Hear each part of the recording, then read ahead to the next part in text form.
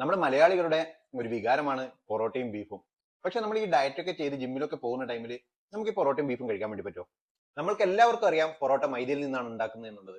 മൈദ നമ്മുടെ ശരീരത്തിന് ഹാംഫുൾ ആണ് എന്നുള്ളതും നമുക്കറിയാം. നമ്മുടെ ശരീരത്തിന് ഹാംഫുൾ ആയിട്ടുള്ള ഒരുപാട് കെമിക്കൽ ഉപയോഗിച്ച് ബ്ലീച്ചിങ് പ്രോസസ്സിലൂടെയാണ് ഗോതമ്പിൽ നിന്നും മൈദ ഉണ്ടാക്കുന്നത്. അതുകൊണ്ട് തന്നെ മൈദയിൽ യാതൊരു ന്യൂട്രിയൻസും ഇല്ല.